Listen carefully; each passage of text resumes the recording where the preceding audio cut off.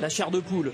Loïs Aber à mes côtés et le décompte du public pour lancer donc le premier des 60 qualifiés pour cette poursuite olympique. Dossard 1 pour Quentin Fillon-Maillet, le 4 pour Émilien Jacquelin, le 9 pour Éric Perrault et le 41 pour Fabien Claude.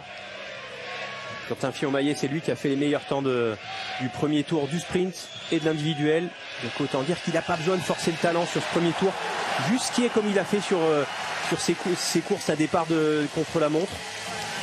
Et on attendra évidemment 2 rendez-vous primordiaux pour Quentin Fillon-Maillet sur les 2 tirs couchés.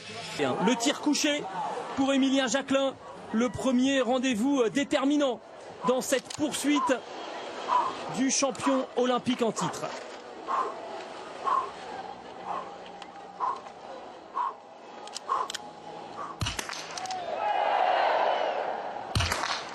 Aïe aïe aïe, un tour de pénalité déjà pour Quentin. Pas s'affoler, c'est que le début de la course. Un tour pour Émilien, un tour pour Vietle Christiansen.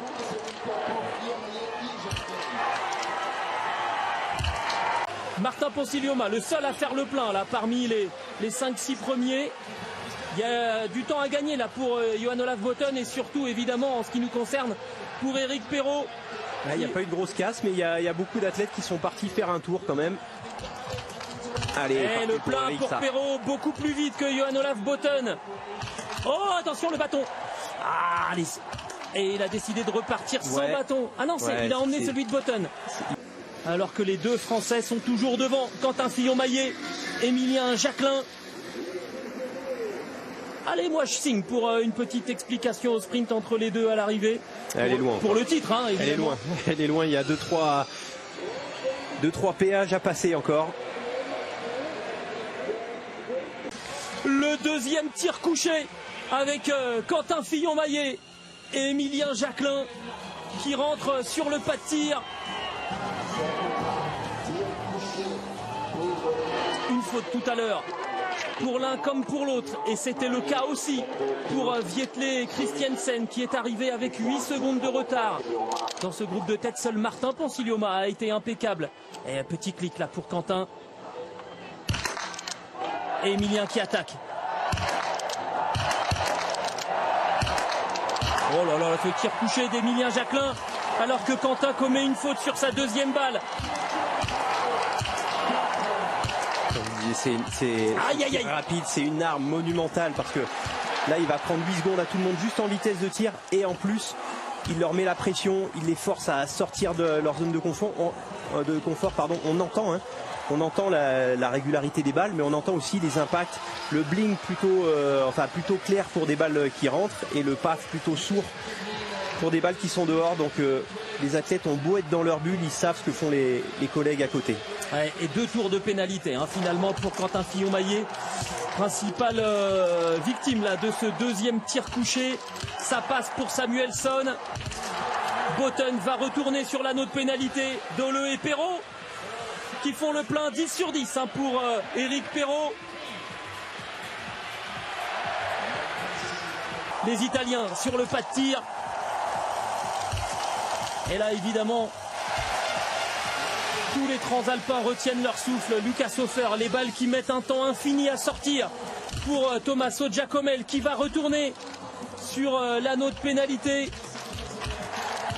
Il en avait déjà fait un après le premier couché, un deuxième. Ah, c'est pas comme ça qu'on remonte. Non, là on peut le dire maintenant, il part de trop loin, même avec des pleins debout, il ne pourra pas rentrer Giacomel. Et le troisième défi face aux cibles, le tir debout, cette fois Jean-Paul Giacchino qui respire lui aussi, Jean-Pierre Amat qui retient son souffle, Émilien Jacquelin rentré avec 16 secondes d'avance sur Vietle Christiansen.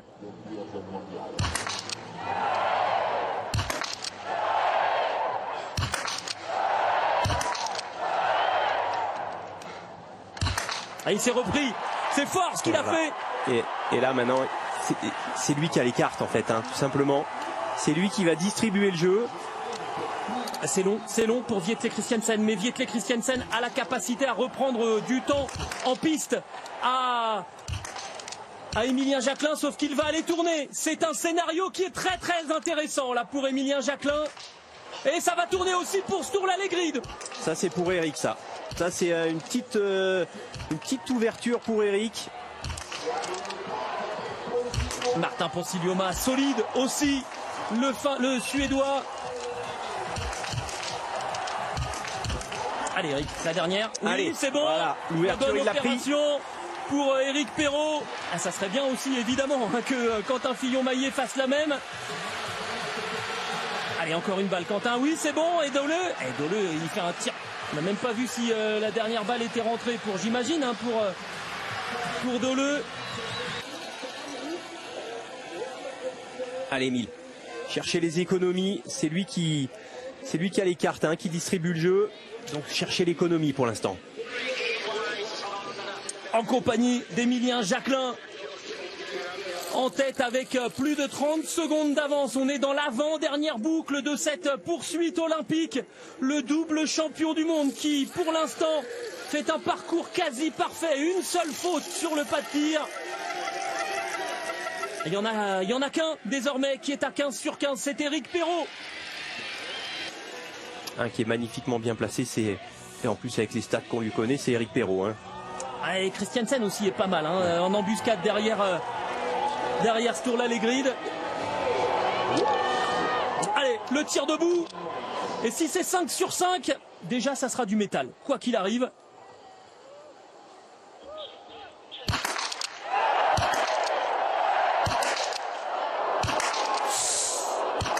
Deux tours de pénalité pour Émilien Jacquelin.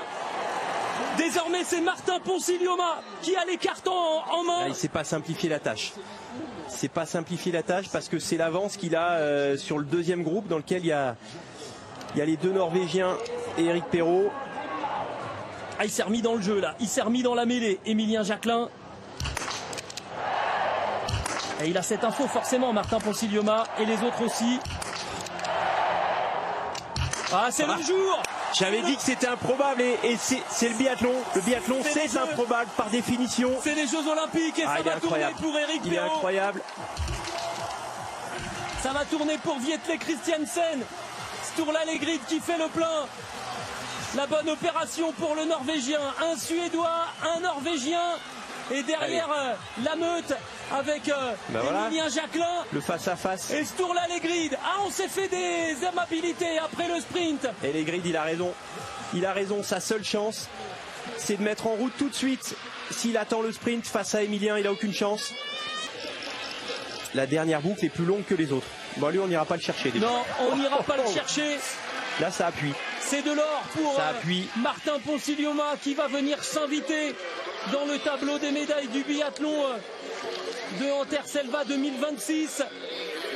Il n'a jamais gagné de poursuite en Coupe du Monde, Martin Ponsiglioma, et il attend aujourd'hui pour obtenir la plus belle des victoires.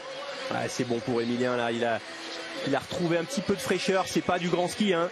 Vous voyez que les skis sortent pas fort, mais je pense qu'il a... Bah, remarque, à chaque fois que j'ai dit ça depuis le début des JO. Donc non, ne dis rien Loïs, ne dis rien. Vous n'avez pas toujours été très bien inspiré. C'était mauvais.